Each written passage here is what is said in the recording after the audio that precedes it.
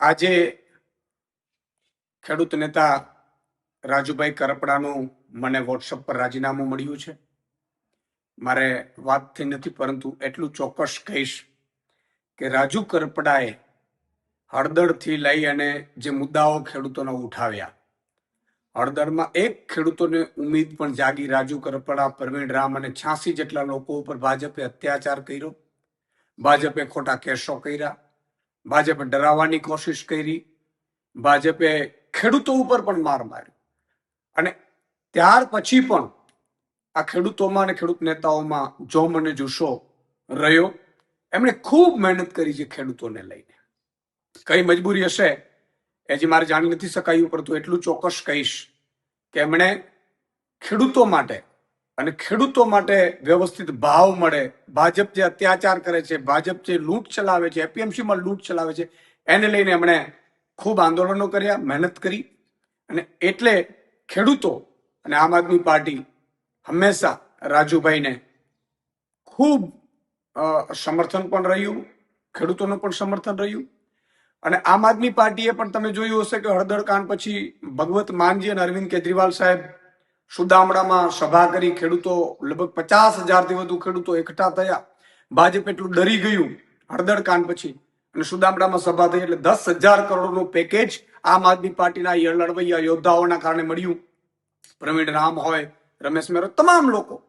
અને એનાથી પણ આગળ જતા આમ આદમી પાર્ટીએ તમામ જિલ્લાઓ, મતલબ ઝોનમાં 7 થી 9 ઝોન અમે લગભગ કિસાન મહાપંચાયતો કરી, જેમાં પણ ખેડૂતો ખૂબ ઉપસ્થિત રહ્યા, ખેડૂતો ખૂબ સમર્થન કર્યું.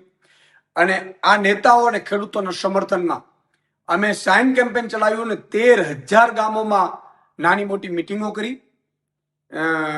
ખેડૂત પંચાયત કરી, ન્યાય પંચાયત, અને લગભગ 80,000થી વધુ ખેડૂતોના આપણે સાઇન કેમ્પેન લઈ અને સમર્થન મેળવ્યું.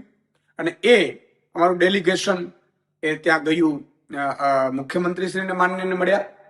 પણ એટલું ચોક્કસ કહેશું કે ખેડૂતોને આમ આદમી પાર્ટીને એના લીડરો ઉપર ખૂબ ઉમ્મીદ છે. અમે ખૂબ સંઘર્ષમાંથી ઊભા થયેલા છીએ. ભાજપ હંમેશા કોશિશ એવી કરતી હોય છે કે લીડરો તૂટી જાય, લીડરોને સામ દામ દંડ ભેદ કરીને હેરાન કરવાની કોશિશ કરવામાં આવે.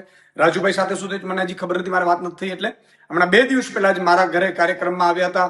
મેં લગભગ તમામ ખેડૂતો અને ખેડૂત નેતાઓનું અહીંયા 10-12 હજાર લોકોની વચ્ચે સન્માન પણ કર્યું હતું. યોદ્ધાઓનું, ખેડૂતો પણ ઉપસ્થિત રહ્યા હતા. અને ખેડૂતોને પણ ખૂબ મોટી ઉમ્મીદ છે આમ આદમી પાર્ટીને, એના નેતાઓ ઉપર, એના સંઘર્ષ ઉપર. એટલે કોઈ મજબૂરી રહી ખબર નથી, પરંતુ ભાજપ હંમેશા કોશિશ આવું કરતું રહ્યું છે. તમે જો આ પહેલા પણ કેટલાય નેતાઓ જોઈન્ટ થયા, પણ ભાજપ કોઈ ના કોઈ રીતે એને તોડવાની કોશિશ કરે, એને ડેમેજ કરવાની કોશિશ કરે, એને હેરાન કરવાની કોશિશ કરે. જેલમાં પણ અત્યાચાર આ ખેડૂત નેતાઓ ઉપર કરવાનું ભાજપ ચૂક્યું નહોતું. મેં જે રીતે જેલમાંથી આવ્યા પછી બધા જે આગેવાનો મળ્યા છે, ખૂબ અત્યાચાર કર્યા છે. યાર, એ લોકોનું વાંક શું હતું?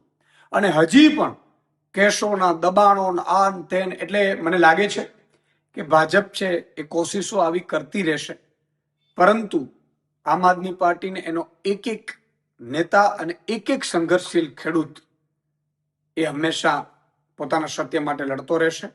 રાજુભાઈ સાથે મારી વાત થઈ નથી, પરંતુ એટલું ચોક્કસ કહીશ કે મજબૂત નેતા છે, ખૂબ મહેનત કરી છે, સંઘર્ષ કર્યો છે અને લોકો માટે લડ્યા છે.